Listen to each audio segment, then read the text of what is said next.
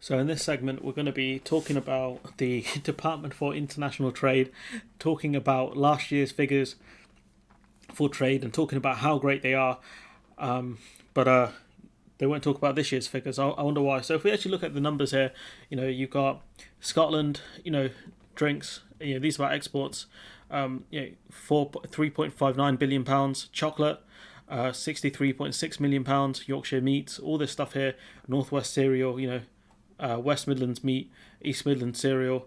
So you got all this great stuff here. So I wonder why they're not talking about this year's figures. Surely we've got to be going from strength to strength, right? We've got to be doing better than we did last year, right? Oh, right, yeah. We left the EU, didn't we? We're a third country now, right?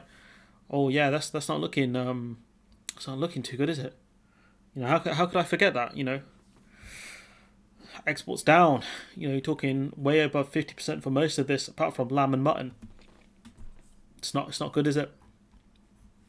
So yeah, it's a bit embarrassing that DFID have, they keep citing the figures from last year, but they won't do so for this year. I wonder why.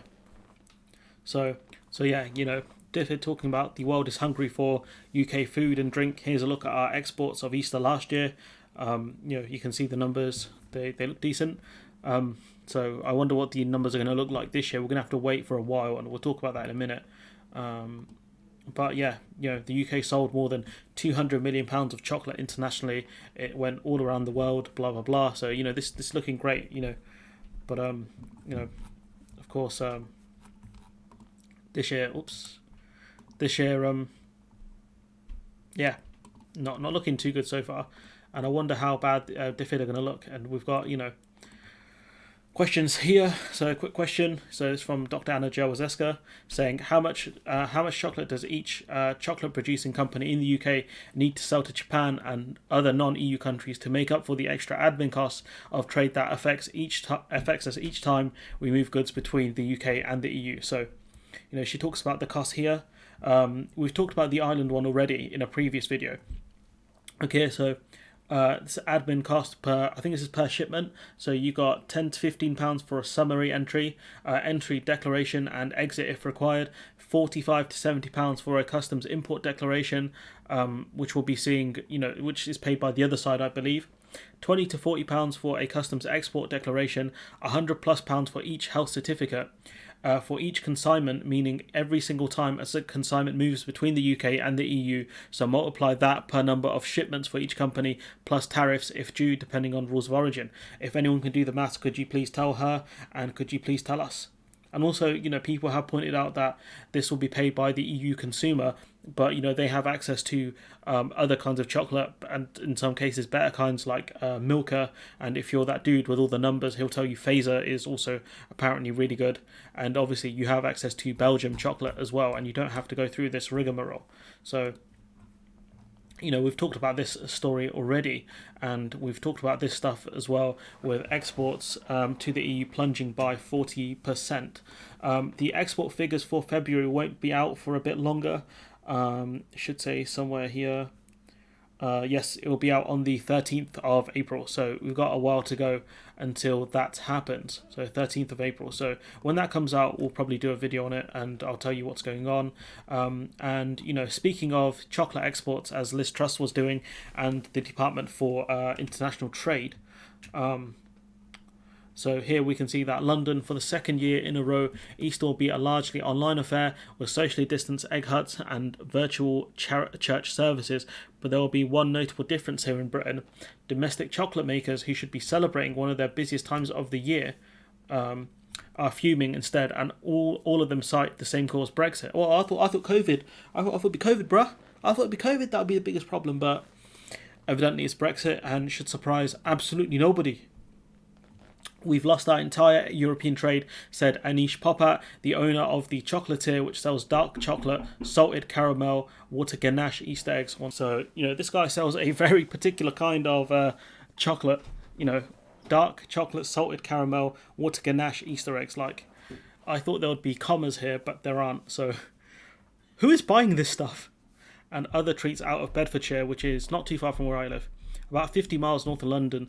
Worse than that, we've lost our reputation because when we send pallets of chocolate to, say, Germany and it disappears or we can't track it, our customers don't blame the courier, they blame us.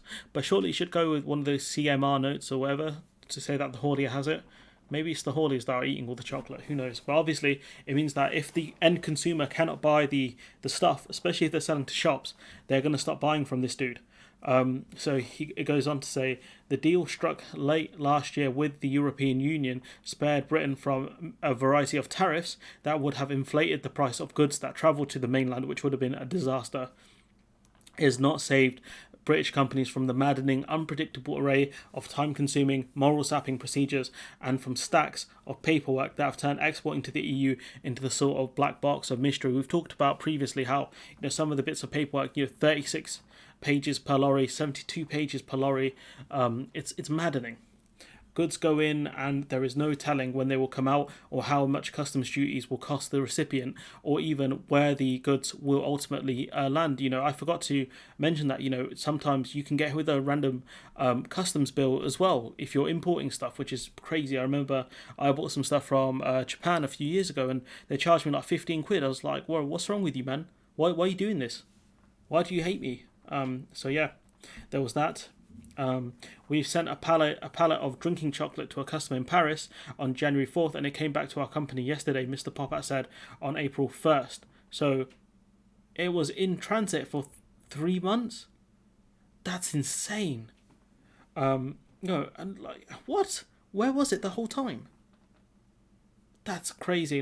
Could you imagine sending something on the 4th of January and it returning to you 3 months later? That's crazy. So we've decided that instead of explaining that we have no idea where our shipments to Europe have gone, we will just stop shipping there. So this guy's lost his entire export market, and I don't know how big the UK market is for those weird Easter eggs that he makes. So he might have to change so much stuff with his business because of Brexit. Complaints about long and bewildering forms and wayward merchandise have been heard from industries across the country, from automakers to shellfish producers. In November, the government predicted that the country would suffer the worst recession in 3 centuries because of the pandemic and forecast that the economy would shrink by 11.3%.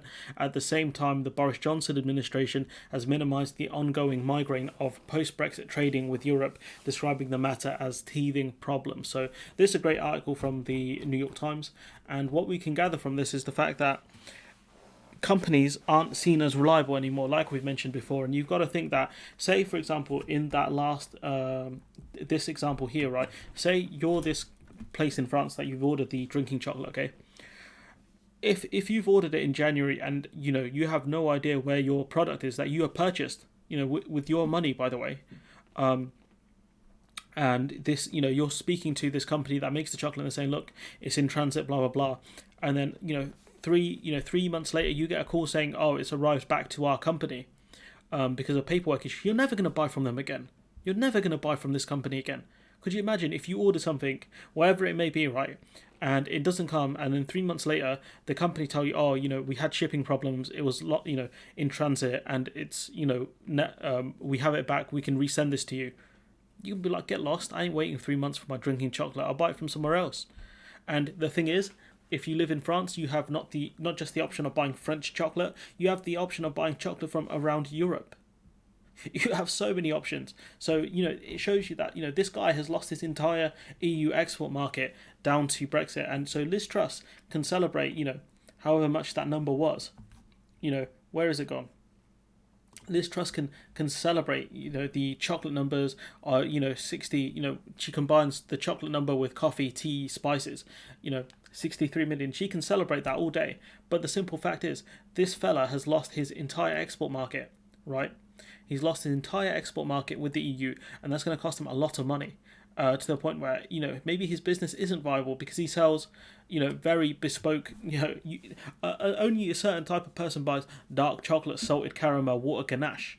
And obviously they sell other products, but at the same time, he doesn't know how well these products may not do well in the domestic market in the UK. He's going to have to get rid of this product. He's going to have to find new stuff to sell within the UK because he's lost all of Europe. And what, people fail to understand is there's the UK, there's Europe, which is filled by a ton of EU countries. Then you have the Baltic countries, which I believe aren't a member of the EU, right?